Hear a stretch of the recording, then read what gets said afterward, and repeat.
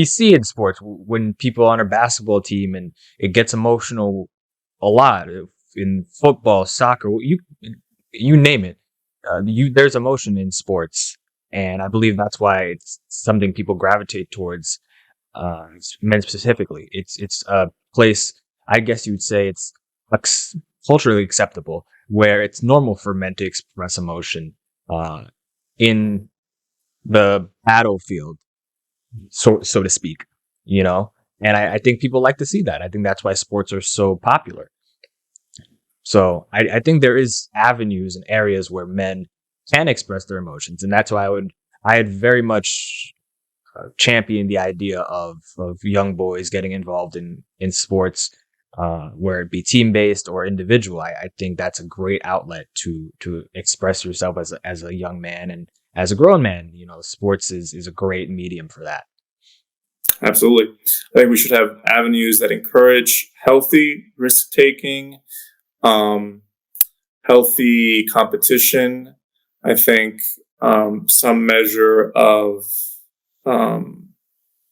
what's it called? When you give young people responsibility, allow them to have certain freedoms. I feel like with the age of helicopter parenting, that's been taken away. I feel like young men especially also need to have that sense of, we're giving you this power to do X, Y, or Z, and that will teach you how to be responsible. That will teach you how to be disciplined.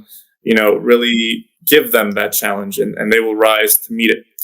But I feel nowadays that young kids don't feel as sure of themselves.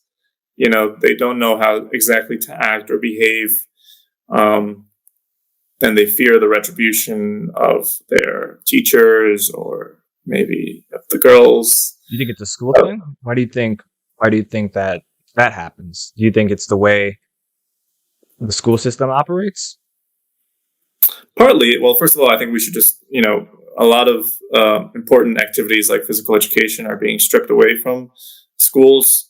There's a heavy focus on STEM, which is nice and all, but I feel like, kids should have a well-rounded education with the arts, the humanities, and that also can help young men, especially, find healthy outlets to express themselves, and especially to understand the world. Give them ideas about how philosophers in the past have tried to make sense of everything, how to deal with the suffering of the world. And there's also a need for more men in the teaching field, and that's a whole other sort of issue, whole other can of worms.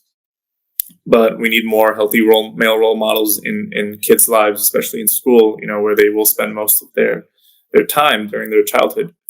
There's of course, so I think that needs to be addressed. And I don't think I think right now we believe it's a zero-sum game where we see that, the excellence and the success that women are receiving nowadays comes at the expense and detriment of men. I don't think it's a zero-sum game. I think both the genders can elevate themselves. Girl boss. Girl boss. Well, girl boss is fine, but it doesn't matter. What matters is that we are working together hand in hand, and that we are acknowledging each other's differences, that we are sympathetic towards the individual way that men and women sort of perceive the world and exist within the world. And I think this right now we're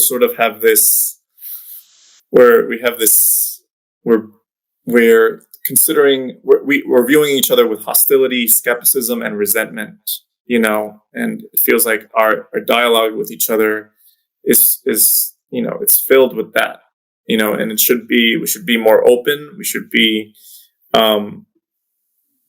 be sort of confident, of course, and assured in who we are. I don't think we should lean on. A lot of times we sort of lean on other people to fix our emotions, or to be the source of our emotions. A source of comfort. Especially many men lean on their wives to connect them to their community, or to be that sort of emotional cushion. That But never I don't turns think out well. that's, huh? That never turns out well. Yeah, I don't think it turns out well. I think men should be able to regulate their emotions, make a fulfilling life for themselves. That women can come in and help enhance and help, share. And men should get better at forming community and knowing how to socialize and learning how to socialize. And yes, this will be a little bit hard. We don't really have a model yet to how to teach men how to create these sort of healthy communities where they can exist. Sometimes they have formed, mostly online, but I think the game group isn't enough. I think we should definitely go out and strive to form these connections face to face. And yeah, there's going to be tension, there's going to be shyness, there's going to be nervousness, and I think that's fine as long as we keep trying, keep pushing to establish connection with others. I think that's the most important thing.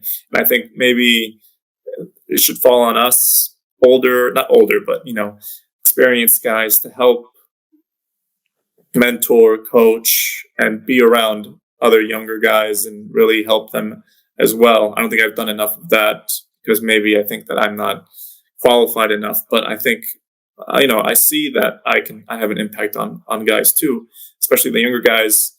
And when you're out there, you're exhibiting what you when you're out there, and now that you're an older man, or you're getting older, or you're having more respect in the world, you're exhibiting a role model. You're a role model for others. People, young guys especially, see how you behave and comport yourself in the world. So don't think that you don't have an impact when you walk out the door. You absolutely have an impact, especially on young people or younger people.